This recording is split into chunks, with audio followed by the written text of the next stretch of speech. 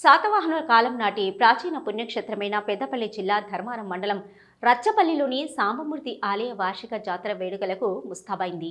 రేపటి నుంచి మొదలు కానున్న ఈ నెల 8వ తేదీ వరకు జాతర ఉత్సవాలు జరగనున్నాయి. జాతరకు ఉమ్మడి కరీంనగర్ జిల్లా నుంచి పెద్ద సంఖ్యలో భక్తులు వచ్చే అవకాశం ఉన్న నేపథ్యంలో ఉత్సవాలకు వచ్చే వారికి ఎలాంటి అసౌకర్యం కలగకుండా అన్ని ఏర్పాట్లను నిర్వాహకులు పూర్తి చేశారు. పెద్దపల్లి జిల్లా ధర్మారం మండల కేంద్రానికి 15 కిలోమీటర్లు, పెద్దపల్లి జిల్లా కేంద్రం నుంచి 17 కిలోమీటర్ల దూరంలో ఉన్న ఈ గ్రామం పేరు రచ్చపల్లి. ఈ గ్రామంలో శాతవాహనుల కాలంలో నిర్మించిన అతి ప్రాచీన శైవ క్షేత్రంగా విరాజిల్లుతున్నదే సాంబమూర్తి దేవాలయం. అయితే ప్రతి ఏటా శివరాత్రికి ముందు ఆలయంలో వార్షిక జాతర మహోత్సవాలను వైభవంగా నిర్వహిస్తుంటారు. ఈ ఏడాది కూడా జాతర వేడుకలను ఘనంగా నిర్వహించేందుకు నిర్వాహకులు ఏర్పాట్లను పూర్తి చేశారు.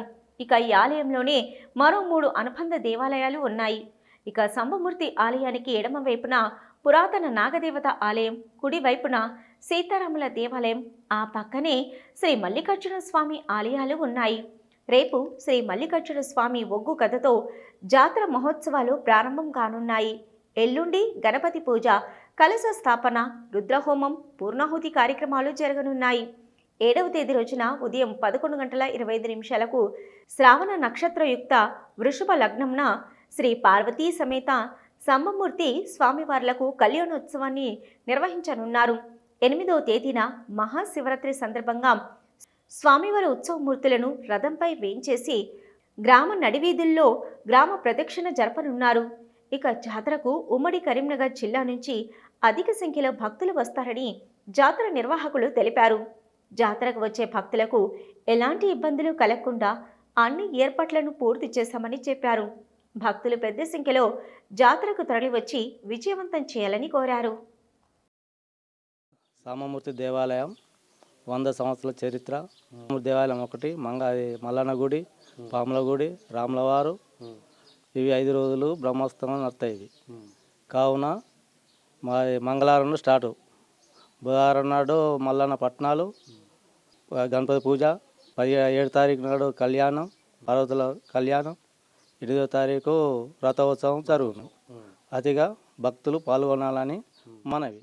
శాతవాహనుల కాలం నాటి శ్రీ సాంబమూర్తి దేవాలయంలో ప్రతి ఏటా 5 నుండి 6 రోజుల వరకు ఈ జాతర మహోత్సవాలు జరుగుతాయి. అందులో భాగంగానే ఈ సంవత్సరంలో కూడా రేపు 5వ తారీఖు నుండి మొదలుకొని 8వ తారీఖు వరకు ఫస్ట్ రోజు మల్లన్న ఒగ్గు కథ ప్రారంభమై, 2వ రోజు మల్లన్న పట్నాలు మరియు బోనాలు, 3వ రోజు శివపార్వతుల కళ్యాణము మరియు 4వ రోజు రథోత్సవం జరుగును. కావున ఇట్టి ఆలయానికి వివిధ జిల్లాల నుండి కూడా అధిక సంఖ్యలో భక్తులు రావడం జరుగుతుంది ప్రతి ఏటా. మరి ఈ ఏటా కూడా అధిక సంఖ్యలో భక్తులు పాల్గొని ఈ యొక్క శివపార్వతుల యొక్క ఆశీర్వచనాలు తీసుకోగలరని కోరుకుంటున్నాం. మరియు ఇక్కడికి వచ్చేటువంటి భక్తులకు ఎలాంటి అసౌకర్యం లేకుండా నీటి సౌకర్యము మరియు ఆరోగ్య బృందం ఉంటుంది. ఈ నీడ కొరకు చలువ పందిర్లు వేయించినాము.